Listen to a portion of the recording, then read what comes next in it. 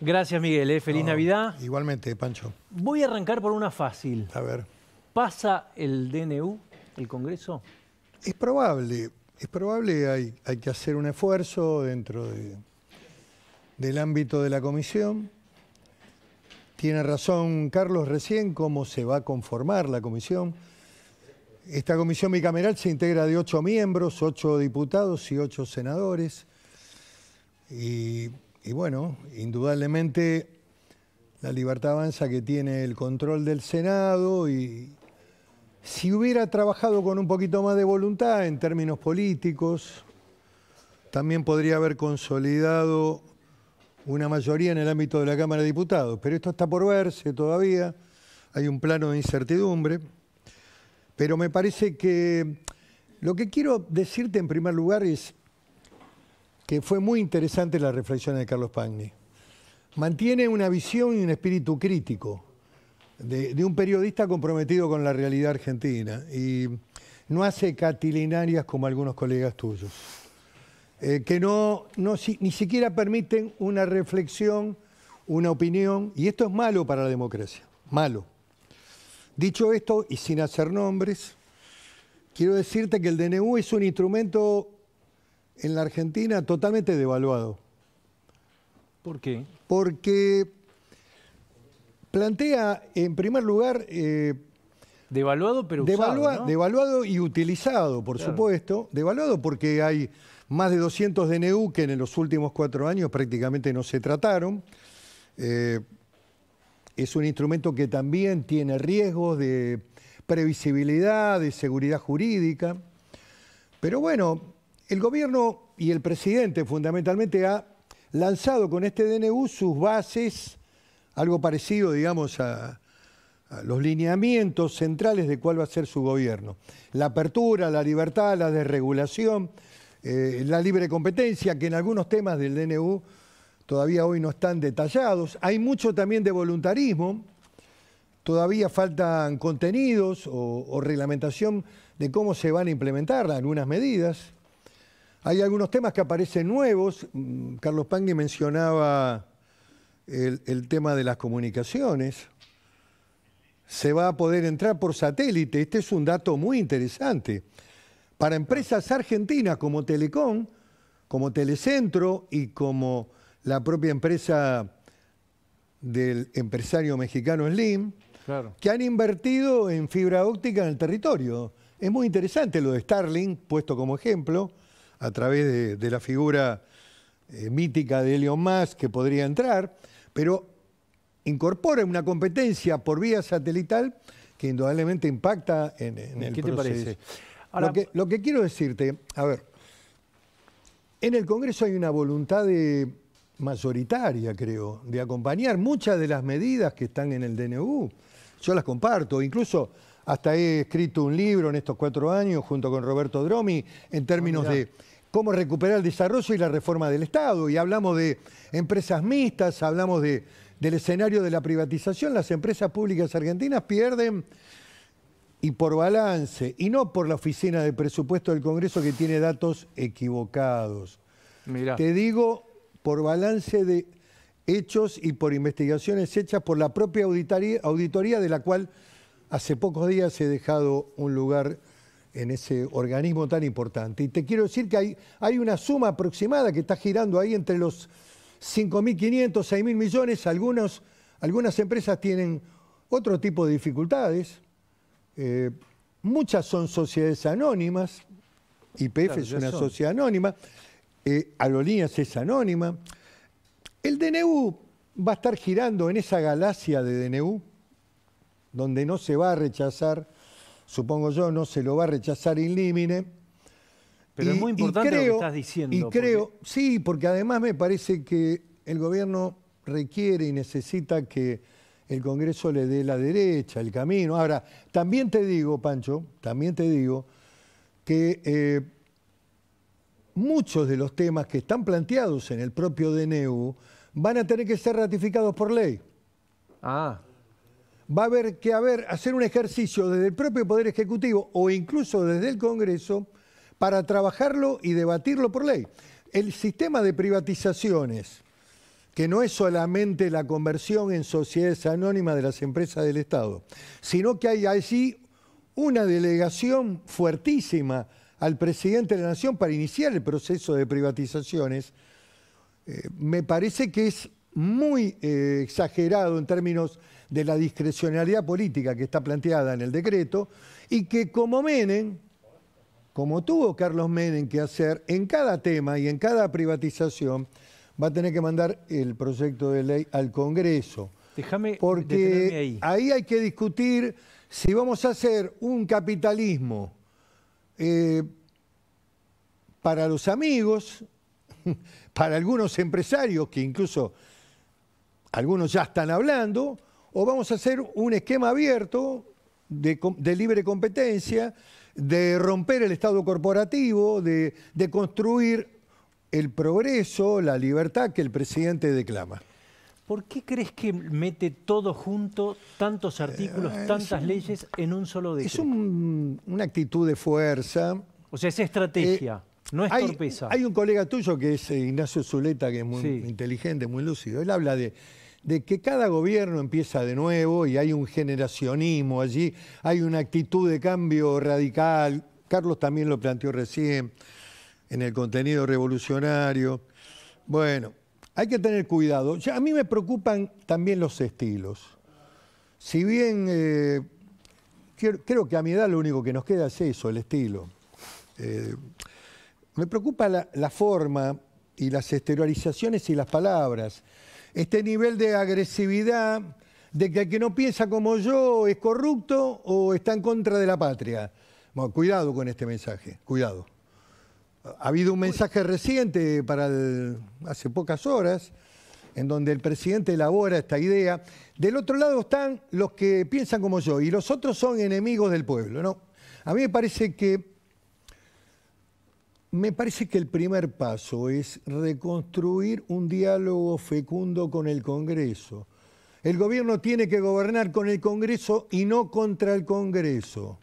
Esto es de vuelo corto, es de, como decía Carlos Menem, que tanto admira, y es como vuelan los gorriones, que se comen las alambradas. Hay que volar arriba como las águilas, decía Menem. Bueno, hay que tener un diálogo... Bueno, Menem usó decretos, ¿no? Sí, claro, la convertibilidad. Recién claro. Carlos habló del plan austral.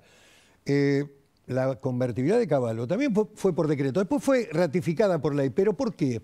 Porque cuando vos cambiás la moneda, cuando haces una conversión de cambio económico, vos tenés que tener el impacto del secreto, de que no se muevan los operadores económicos antes para hacer especulación, y entonces, lógicamente, el gobierno tiene que manejarse con un decreto. Después, Menem fue al Congreso, cuando tuvo que privatizar fue al Congreso, armó una comisión revisora de las privatizaciones. Digamos, hay temas que indudablemente en el decreto que podemos compartir en el espíritu de la apertura, de la libertad y de la desregulación, y que vamos a tratar de ayudar. Tenemos una mirada positiva en términos del futuro de la Argentina.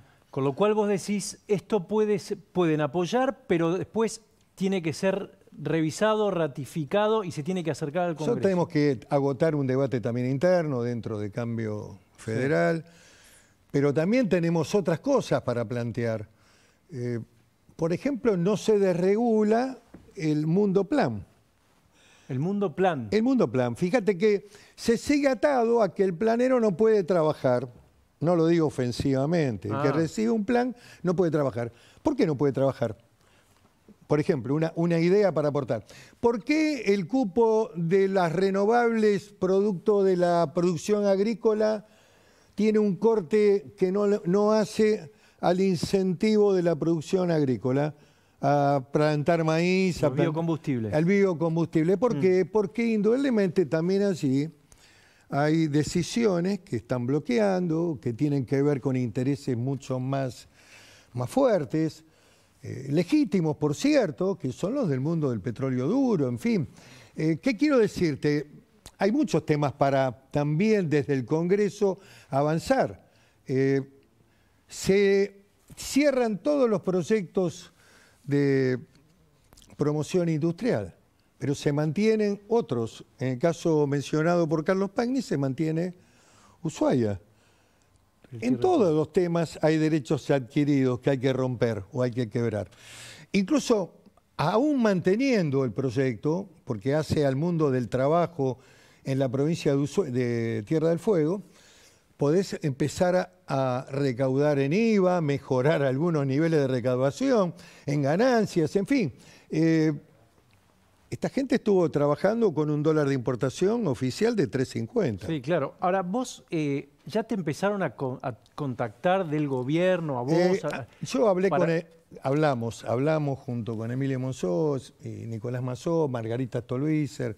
Tuvimos una charla muy importante, positiva, junto al presidente de la Cámara de Diputados, Martín Menem, que tiene un trato agradable, respetuoso, un hombre indudablemente que tiene un perfil que identifica claramente la actitud que tenía su padre y también el presidente Menem, de reconocer en el otro que el otro existe, que no hay que faltar el respeto. Estos son elementos que el gobierno todavía hoy carece.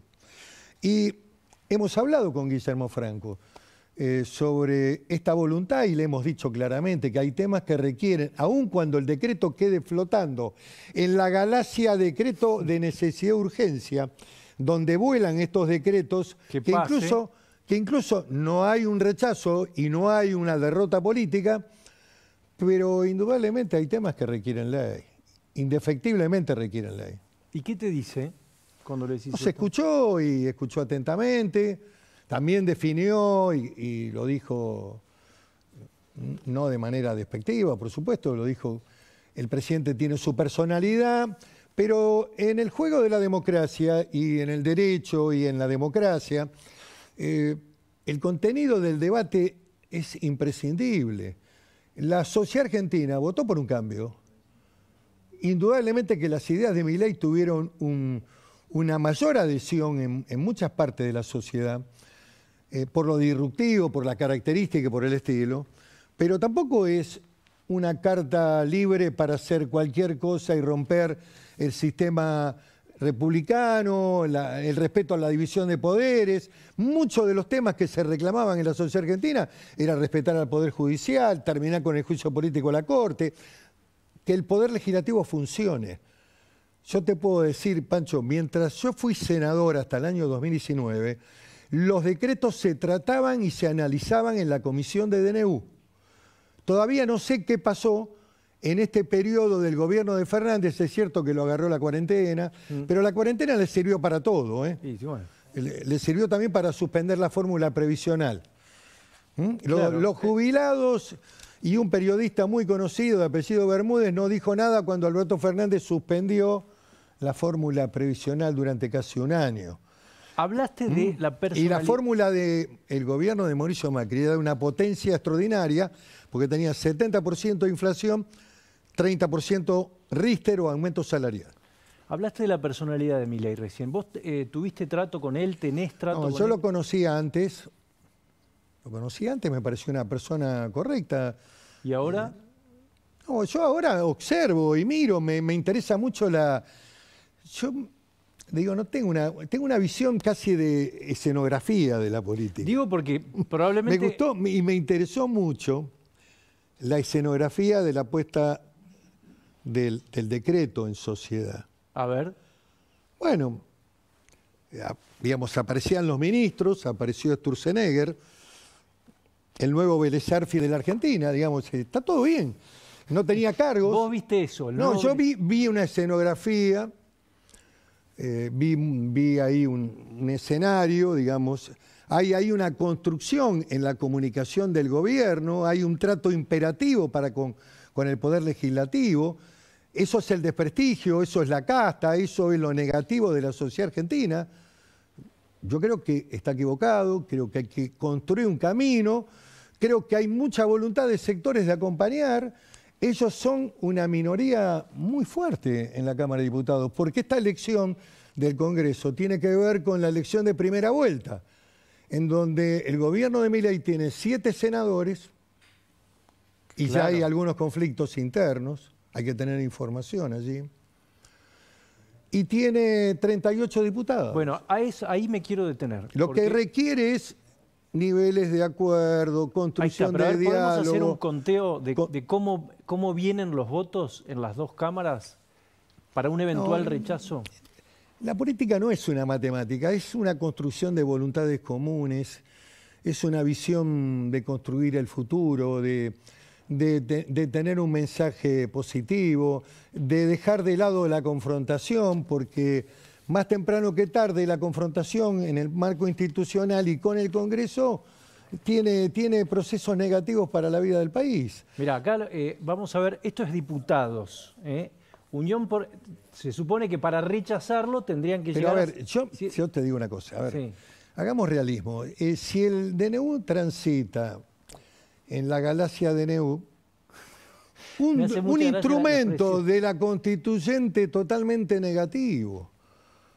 Está totalmente negativo porque era para limitar el poder presidencial y resulta que se utilizó para agrandar el hiperpresidencialismo. Pero lo que vos decís, la señora vicepresidente Cristina Fernández de Kirchner te hacía votar solemnemente el principal debate de la Argentina, que era el presupuesto nacional. Sí. Y después, siempre lo hacía subvaluado ese presupuesto, por debajo, sí, con valores por debajo. Después, cuando llegaba septiembre, octubre, el doctor Zanini con el ministro de Economía de turno, en general el último periodo era Kicillof, reasignaban partidas. Aumentaban por un DNU el 80% del presupuesto nacional. La ley más importante, la ley de leyes, se la cambiaban con un DNU. A mí no me asusta este tema, desdramaticemos el tema del DNU, desdramaticémoslo. Fernández dictó 200 DNU que nadie leyó, ni siquiera se trataron en el Congreso. Lo que te quiero decir, que este DNU no se rechace, creo que va a haber temas que va a haber que trabajar por ley, creo que define claramente las bases para la reconstrucción de la economía argentina. Lo estudié artículo por artículo, lo que se elimina y lo que queda. Podría decirte que hay temas en los cuales tengo coincidencias plenas y en otros disiento, pero bueno. Pero la mayoría es una visión de apertura de la economía argentina detrás. Lo que vos le decís la galaxia DNU es que quede ahí en la nebulosa, que todo quede resuelto por... Que pase. Bueno, si no es rechazado por las dos cámaras, porque fíjate que acá hay una ley que establece que para rechazar un DNU se requieren las dos cámaras del Congreso. Nosotros tenemos un proyecto dentro del bloque Cambio Federal, impulsado por Ricardo López Murphy, que lo primero que define es cuáles son los requisitos de la necesidad y de la urgencia. Tema central. Y sí. Porque acá el criterio discrecional del presidente de turno. Mañana viene en la Argentina un gobierno bolchevique, un gobierno de izquierda comunista, no sé, hay exponentes de la política argentina. El caso de Bredman, mañana gobierna del Caño con Bredman y vienen con un decreto de necesidad y urgencia a la medida de ese gobierno. Lo que digo es, a ver, yo creo que es importante ayudar, acompañar, tratar de validar y después dar del debate en un sinnúmero de temas que requieren tratamiento legislativo. Para afianzarlo, ¿quién va a venir a invertir en una sociedad del Estado argentino con un DNU, con un simple DNU? Muy buen punto. ¿Leíste lo de Milei de hoy de Frondizi? Sí, lo leí. Bueno, él hace también algunas interpretaciones. Dice Frondizi desreguló el mercado petrolero. Sí, por supuesto, lo hizo y después vino el radicalismo con el gobierno de Ilia y lo volvió todo para atrás. ¿Te parece? Mira, dice, sí. Textual de Arturo Frondizi respecto del DNU enviado por el caso de los contratos petroleros que fueron... No había DNU. Durante el gobierno de Frondizi no había DNU, era un decreto. Pero mirá lo que cita, que es importante. El plan de drásticas reformas y de rápida movilización de recursos que estamos ejecutando impone el quebrantamiento de la rutina administrativa. Bueno, si no hubiéramos servido de esa rutina todavía... Es decir, peligroso ese concepto. Peligroso. Sí, la democracia es gris. ¿Sabes qué pasa? No vas a hacer ninguna revolución. La democracia es un sistema de valores, de división de poderes, tiene reglas, a veces hay espacios de tiempo donde nada se mueve, la paciencia también es una virtud, el silencio en política también es una virtud, y tenés que moverte en un mundo de intereses controvertidos, en una Argentina que debe ser uno de los países más corporativos del mundo. en donde cada uno defiende su propio interés y en donde también se vislumbra en algunos elementos del DNU o en algunos hechos que están ocurriendo hoy en la vida pública argentina, que empiezan a aparecer algunos destinatarios, futuros destinatarios de algunos negocios. No digo que haya corrupción, lo que digo, y además, si fueran empresarios argentinos, yo estoy de acuerdo, porque a mí me interesa que la Argentina construya una burguesía nacional. ¿Pero de quién hablas? ¿De Elon Musk?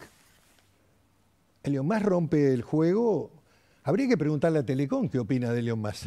Es muy interesante tu pregunta. Muy buena pregunta. Habría que preguntarle a Telecom qué opina cuando ha puesto un montón de plata en fibra óptica en el piso, en la tierra, en kilómetros y en inversiones. Habría que preguntarle. Por eso te digo que... Pero debe estar a favor de competir, supongo, ¿no? Sí, claro. Elon Musk tendría que venir a invertir en fibra óptica. Y no te ponen un satélite volando y te dan televisión a 400 canales y hasta te pueden construir una tarifa barata para ganarte el mercado. A ver, Pancho, vos sos un hombre con formación económica.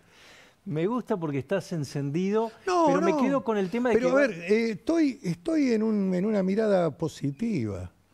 Por eso no controversial. Tengo un espíritu de colaboración. Me molestan el debate argentino, algunas construcciones que se hacen en los medios de comunicación, donde a la primera, el otro día Lustó dijo algo y lo salieron a matar. Periodistas, si quieren hacer política, tienen derecho. Claro. No tienen que tener objetividad cuando hacen periodismo. Gracias, Miguel. Pancho, siempre muchas gracias y saludos a Carlos que nos debe estar siguiendo por... Por supuesto, por supuesto. Gracias y feliz año también. Igualmente. Te dejo el libro que hice con Dromi, sí. Reforma del Estado, cómo alentar al desarrollo. Hay un tipo que piensa. Roberto es un tipo talentoso. A ver, ¿esta cámara está bien o la otra? Sí. Mira, ahí está. Trabajamos... ¿Hay coincidencias con el decreto acá también? No, tiene lineamientos que hacen a un tema que va a entrar al Congreso, que está denominado con el título Reforma del Estado. Nosotros ahí hablamos de empresas mixtas. No solamente el esquema de privatización, que es propio de los 90, sino que hablamos de empresas mixtas, participación de las provincias, participación de los trabajadores, participación privada. Hay nuevos modelos de construcción. Lo que sí estamos de acuerdo es que las empresas públicas argentinas no pueden perder 6.000 millones de dólares. Eso está clarísimo. Bueno, Miguel Pichetto, Roberto Dromi, ¿cómo recuperar el desarrollo argentino? ¿Está asesorando Dromi a Milei, sabes? A mí me asesora. No.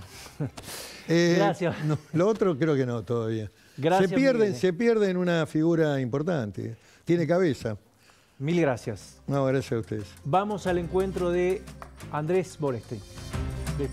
Vamos y venimos. Vale.